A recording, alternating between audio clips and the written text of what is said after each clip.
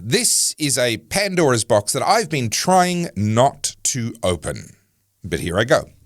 And ladies, if your man has sent this to you and asked you to watch it, then don't jump to conclusions. Please be patient and watch the whole thing, because I promise you this issue is way more important to him and more nuanced than you currently realize that it is.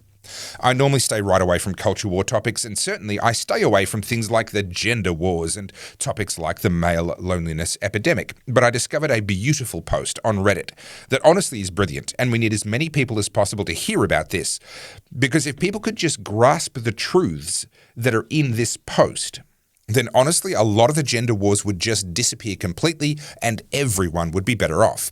Now, the post itself is written by a trans man. That's someone who's born as a woman who believes that they've become a man. But before you dismiss what they have to say for one reason or another, just hold your horses. Because what they've posted is, in my opinion, pretty spot on. And it's not something that you or I would ever be able to see clearly unless you were a woman trying to be accepted in society as a man. It's the only way you see this. And it's interesting that this Reddit thread has now been published on Upworthy, which is where I found it, and they've given it the headline, "Trans Man Blindsided by All the Loneliness and Suspicion That Comes with Being Male," end quote. And honestly, the significance of this is not just the post itself, which is beautiful, and we'll get to that in a second, but this has been picked up by a popular culture brand like Upworthy with its 10 million followers on Facebook. Now, they've shared two more quotes. Quote, "I'm mourning the loss of a privilege I didn't even know I had," end quote. And already a bunch of males watching this are thinking, yep, you don't know that you've got female privilege. Yes, really, ladies, stick with me. And second quote, "Frankly, this is something I would have never understood without living the experience," end quote. Now, I'm reminded of the book Self-Made Man by Nora Vincent, who spent 18 months living as a man in 2003-2004. Now, she discovered just how soul-crushing it was living as an unremarkable man in our culture. Nora thought that it would be easier to be a man than it was to be a woman. That's what she expected. That's what she wanted to prove. But she discovered that it was anything but. She then wrote about the impossible stuck between a rock and a hard place experience of being a man in her book Self-Made Man. In her own words, Nora Vincent said, "Men are suffering. They have different problems than women have, but they don't have it better. They need our sympathy, they need our love, and they need each other more than anything else. They need to be together." She published her book in 2006. And if this recent Reddit post and the fact that it is being picked up in popular culture is anything to go by, then it looks like maybe, just maybe, Nora's message, published nearly 20 years ago, might finally be going mainstream. Sadly, Nora did not live long enough to see that happen. My name is Topher Field, this is the Topher Project, and I have a feeling a lot of people aren't going to like this one.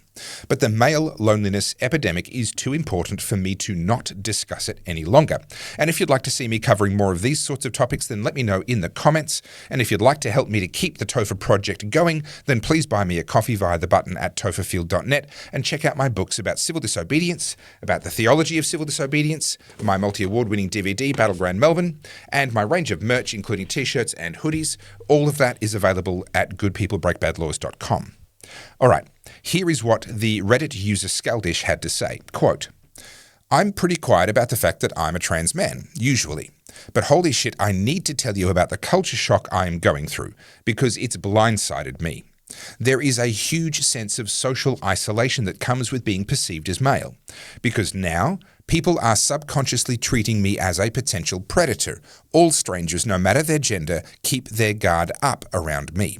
It made me realize that there is no inherent camaraderie in male socialization as there is in female socialization, unless, of course, it's in very specific environments. And the fact that I don't ambiently experience this mutual kinship in basic exchanges anymore is an insanely lonely feeling. You know how badly this would have fucked my mind up if I'd grown up with this? I'm going to end the quote there temporarily. It does go on. But I'm going to come back to comment about this growing up with this thing a little bit later on, because it's actually worse than that. Young boys are given the same kindness mostly as what young girls are given. But then one day, it just ends. And no one explains to you why or where it's gone, but suddenly people's naturally response to you is no longer to bring you in, it's to push you away. And it's that unspoken transition, that settling of the coldness, that really fucks up a lot of young men. Now, back to the quotes. Skaldish goes on to say, "It is 4:30 a.m. and I am mourning the loss of a privilege I didn't even know I had. Anyway, I'm going to figure out how to navigate this. I don't know how yet, but I'm gonna." End quote. As Alosset asks, if you figure it out, can you share your insights? This is a fundamental reason as to why I'm in the closet. End quote. Now, again, realize this is a conversation that could only take place among people who have or are trying to live as the opposite gender. That just is what it is. This conversation wouldn't exist except for the people that are living like this. So let's look at Skaldish's reply. Quote, "Absolutely, because it's an extremely sticky issue. Frankly, this is something I would have never understood without living the experience. It's now blatantly clear to me that most cis men probably experience chronic emotional malnutrition. They are deprived of social connection just enough for it to seriously fuck with their psyches, but not enough for them to realize that it's happening and what's causing it." End quote. I agree, and I'll add that it's happening enough to destroy a lot of men, but not enough for it to be observable by anyone other than the men that it's destroying. Now, those men, well, they're invisible socially, and if a man ever tried to speak up and point out the coldness that they experience, which is what I'm doing in this video, and I guess we can check the comments later to see if I'm right, such a man will be mocked for talking about it. He'll be called weak or whatever else.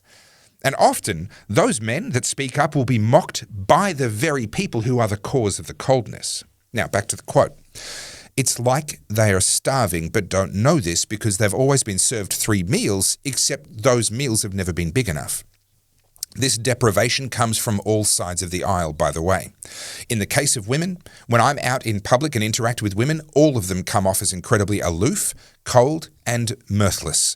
I've never experienced this before, even though I know exactly what this composure is, the armor that keeps away creepy-ass men. As someone who used to wear it myself, I know this armor is 100% impersonal. Nobody likes wearing it, and I can say with absolute certainty that women would dump the armor in favor of unconditional companionship with men if doing this didn't run the risk of actual assault. Trust me when I say women aren't just being needlessly guarded. But I only have a complete understanding of this context because I've experienced female socialization. If I hadn't, I would have thought this coldness was a conspiracy against me, devised by roughly half of the human population. Even now, with all that I know about navigating the world as a woman, I am failing to convince my monkey brain that this armor isn't social rejection. And as for male socialization, again, it seems taboo for a man to be platonically intimate with other men for reasons I have yet to fully understand, but I think it boils down to A, the fact that society teaches boys that it's not okay to be soft with each other, and B, garden variety homophobia. Our media only shows men being intimate with other men when they're teamed up against a dire situation, and I will bet real money that it's a huge reason why men gravitate towards activities that simulate being teamed up against an opposing force. The human species looks so much colder standing from this side. I can see how men might convince themselves that their feelings of emotional desperation is their own personal weakness as opposed to a symptom they're all experiencing from Western imperialism, because this human connection, this frith, is as essential for our well-being as water is. So sick, how sick, I want to destroy this garbage." End quote. Now, the author includes elements of their worldview that I disagree with along the way, but let's all just put the details aside for a moment. If you're a man and you're watching this and you're listening to what's just been said, I'll bet that it stirred something on the inside of you. I'll bet that you feel seen right now to a degree that you don't normally feel. And if you're a woman and you're watching this, then please put aside any cynicism that you might have and actually listen to what's being said by someone who has seen the world from both sides. Human nature is to want to respond with a "yeah, but what about?" And yes, the whatabouts matter. It's true that women also face enormous challenges in life. No one's saying they don't. But this isn't a pissing contest. This isn't about who has it worse. This is about acknowledging one of the unseen realities that half of the population are facing without any real acknowledgement at all. And yes, it's also true that some men are monsters and hurt women or even kill them. That is a serious problem that we need to continue to work on. Which is why this author talks about the armor and the fact that that armor is needed for women to protect themselves from those men, and I agree. But what this poster has also spotted, and only thanks to their unique position seeing both sides, is that the efforts of women to protect themselves against those few is having the effect of destroying the many. Now, it affects men in all kinds of different ways, and we live every moment with the knowledge that we are viewed with suspicion, as a threat. All of the time, by everyone, no exceptions, and that in any ambiguous situation, it's usually true that people will assume the worst about us. I'll give you an example that happened to me only last week. Now, it's not some big deal, but it happened to me just last week, and it's indicative of the kinds of things and thought processes that we experience on a regular basis. I picked up my son from the school bus. Now, I park a fair way away, and my son has to walk probably 60 meters or so to get to where I am. Now, I wait patiently, and I watch while he says goodbye to the other kids, and then he wanders over at his own pace carrying his school bag. And by the time he gets to me and our car, usually every other kid has been picked up and they're already gone. But the other day there was a girl standing over where she'd gotten off the bus, waiting. There were no other people and there were no other cars left. Clearly her parents were running late. Now, by the time my son reached me, it looked like the girl was beginning to become upset. It was hard to tell because there was some distance between us, but that's what it looked like to me from that distance, and she was quite young. And here's the thing. As a parent, I want to go over to her and tell her, hey, you're going to be okay. You're safe. I'm happy to call your mum or call your dad. We'll find out where they are. I'll stay here with you until you get picked up by someone you know. But I also know that I'm a male. And the coldness, the suspicion that Nora Vincent discovered when she was a self-made man and that Scaldish is discovering now, well, that's been a normal part of my life for over 25 years, ever since I stopped being a boy. And I know that I can't walk over there, not even with my son at my side, without running a genuine risk that someone is going to assume the worst about me. If her mum pulls up at exactly the wrong moment when I'm bending over chatting to her daughter, alone at the side of a street, well, she might be grateful, she might recognize that I was helping, or she might see in me the worst of her fears, and I don't know in advance which way that's going to go. And if that happens, and it goes the wrong way, and I get dragged in front of a courtroom, accused of having ideas and thoughts and intentions to do something that had never even crossed my mind, I know for a fact that I'll be guilty until proven innocent. Because that coldness, that suspicion in the male experience most definitely extends into the courtroom. Just ask any father that's been accused of anything by their ex-wives or ex-girlfriends about that. So I know I can't go and talk to her. It's a risk that I just can't afford to take. But I also can't just get in the car and drive away, leaving her there completely alone and vulnerable to any actual predators that there might be, because it is a sad reality that those people do exist. Thankfully, I had my son with me, so I asked if he knew the girl, and he didn't. So I said, well, can you walk all the way over there and ask her if she's okay? Ask her if she wants us to call anyone for her. He trudged all the way over while I kept my distance. They had a chat, and then he walked all the way back.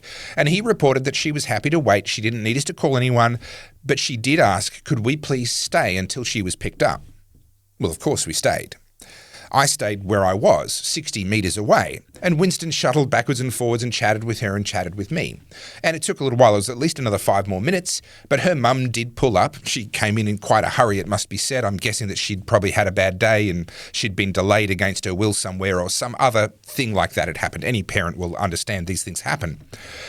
And as she got in the car, that little girl gave us a wave to say thank you for watching over her.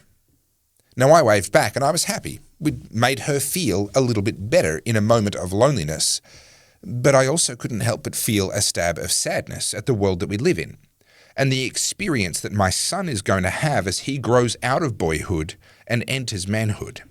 The experience of the assumptions being made about him changing, and that the things that he does so easily now will become fraught with risk from the slightest misunderstanding. that somewhere in the mix of puberty and growth spurts and hormones and discovering girls, there's a coldness that settles. It's confusing, it's isolating, and it's all-encompassing, and it's invisible to those who have never felt it. Now, I have a lot more that I want to say about all of this and about how we got here as a culture, the role of feminism in destroying women and destroying women's happiness, and about what I believe is the way forward. But I don't really know if that's where I bring the most value, if that's really what I should be spending my time talking about here on the Topher Project, or whether I should just stick to politics. So you let me know in the comments what you'd like to see, what you'd like to hear, and whether you want more from me on these kinds of topics. But if you're a man watching this, then please know that you're not alone. You are allowed to notice the way that you get treated. You are allowed to feel the cold, and you are allowed to speak up about it too. And if you're a woman watching this, then what I'm not asking you to do is to drop that armor that you wear around strangers. Sadly, that armor is necessary. I have 2 daughters as well as my son, and you'd better believe I'm going to teach them to be wary around strangers. But not all men are strangers. And if I can ask for one thing from you, it would be that for the man that you've married, that you've committed to, the man that you promised to have and to hold and to love and to cherish, never forget that you are the only bit of warmth that he has in an otherwise very cold world. And whilst you may not personally feel that cold, you may not see that cold, take it from these people who have seen both sides that cold is there. In the social world, he's treated like he's a threat or a predator. At work, he's just a pack horse, a load bearer. There is no sympathy or concern for him in either of those contexts, and in the words of Scaldish, the human species looks so much colder when it's seen from his side. So when he comes to you looking for a bit of warmth, a bit of softness, a bit of faith, he's not asking you to be his mum. That's a feminist put-down. He's asking you to give him a little taste of what he hasn't had since he was a boy. A world where he was welcomed with warmth, with softness, with good faith. A world where people didn't assume the worst about him and keep him at bay. A world where he wasn't starving for just a little bit of human connection. The warmth, the softness, the faith that you give to your man is all that he is ever going to get. Unless he goes looking for it elsewhere, and that doesn't usually work out very well for anyone involved. So please, when he comes to you looking for that warmth, don't leave him malnourished. And ladies, if your man sent this to you, then please don't take it as an attack or as a criticism. He's just trying to communicate, to give you a different perspective, and he's saying that maybe he needs you more than what you realize right now. My name's Topher Field. This is the Topher Project, and I help busy people like you to cut through the crap that surrounds us and to see the world more clearly so that you can make better choices and make the world a better place in whatever ways you can. And if you'd like to see me dive deeper into cultural and social issues like this one, then please let me know in the comments. And if you'd like to see the Topher Project continue, then please support me by buying me a coffee via the button at topherfield.net or by checking out my books, my DVDs, my t-shirts, and my hoodies from goodpeoplebreakbadlaws.com.